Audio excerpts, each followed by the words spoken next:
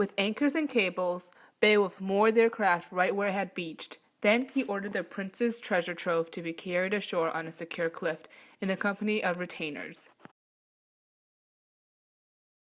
How did you fare on your foreign voyage, dear Beowulf? What happened, Lord Hygelac, is hardly a secret anymore among men in this world. When I first landed, I hastened to the ring hall and saluted Hrothgar. In my life, I have never seen mead enjoyed more in any hall of the earth. I avenged the shielding so that no earthly offspring of Grendel survived. It would take too long to tell how I repaid the terror of the land for every life he took. I got lavish rewards from the Lord of the Danes as part of my thing in battle. God be thanked, I am granted the sight of you safe and sound. Yes, we were happy. Then suddenly, the vehement mother avenged her son in wreck destruction. And so the Heartstone King beseeched me in your royal name to take my chances underwater and win glory to prove my worth. I beheaded Grendel's mother in the hall with a mighty sword. I barely managed to escape with my life. I was paid and recompensated completely, given full measure and the freedom to choose from Hrothgar's treasures. When Hrothgar presented this war gear to me, he instructed me, my lord, to give you some on account of why it signifies his special favor. Enjoy it well. Then he ordered the boar-frame standard to be brought, the battle-topping helmet, the mail shirt gray as hoarfrost, and the precious war sword. I heard 4 horses were handed over next. Then the battle-famed King Hygelac ordered a gold chaser heirloom of Hrethel's to be brought in for Beowulf. It was the best example of a gem-studded sword in the Geat treasury. He rewarded him with land as well, 7,000 hides and a hall and a throne. A lot was to happen in later days in the fury of the battle. Hygelac, the people's friend and lord, fell. Across the wide sea, Beowulf swam back to his people. There, Hyge offered him throne and authority. With Hygelac dead, she had no belief in her son, Hardred's ability. Yet there was no way the weakened nation could get Beowulf to give in and agree to be elevated over Hardred.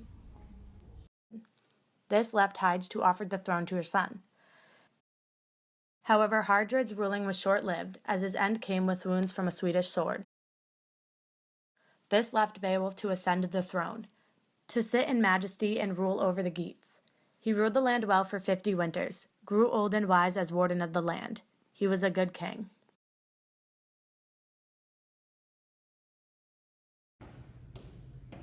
A passage?